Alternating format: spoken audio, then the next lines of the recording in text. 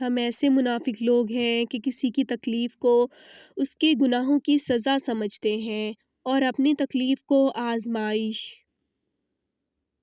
ہم ایک ایسے دور میں رہتے ہیں جہاں ذہین لوگوں کو خاموش کر دیا جاتا ہے تاکہ بے وقوف لوگ ناراض نہ ہوں۔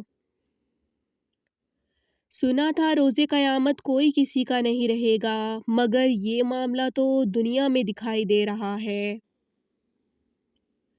میں آج تک اپنی خاموشی پر نہیں پچھتایا، جب بھی پچھتایا اپنے بول پر پچھتایا۔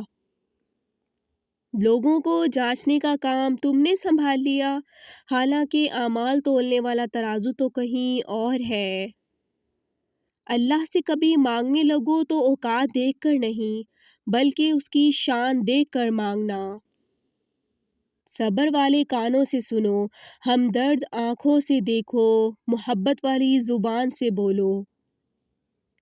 غور و فکر کرو اور خود کو مکمل بنانے کی کوشش کرو تاکہ دوسروں کا کمال تمہیں غمگین نہ کرے۔ غم کو بھی اسی طرح قبول کرو جس طرح خوشی کو کرتے ہو، دونوں ایک ہی مصنف کی لکھی ہوئی ہیں۔ اگر دنیا فتح کرنا چاہتے ہو تو اپنا لہجہ دھیما رکھو، کیونکہ لہجے کا اثر تلوار سے بھی زیادہ ہوتا ہے۔ مولانا رومی سے کسی نے پوچھا زہر کیا ہے؟ ہر وہ چیز جو ہماری ضرورت سے زیادہ ہو زہر ہے، جیسے قوت، اقتدار، دولت، بھوک، لالچ، محبت، نفرت۔ مولانا رومی۔ اور اگر اپنی روح سے دیکھو گے تو تمہیں خدا نظر آئے گا۔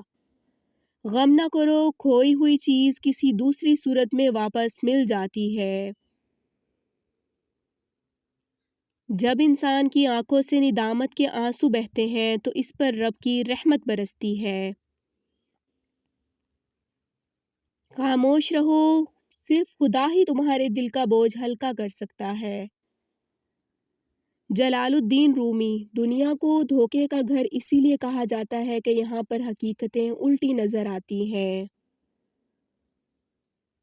اچھی صورت دل کو متاثر کرتی ہے، جبکہ اچھی سیرت روح کو۔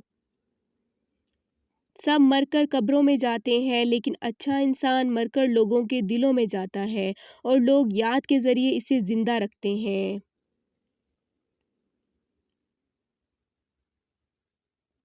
صبر کا گھونٹ دوسروں کو پلانا آسان ہے، خود پیتے ہوئے پتہ چلتا ہے کہ ایک ایک قطرہ پینا کتنا مشکل ہے۔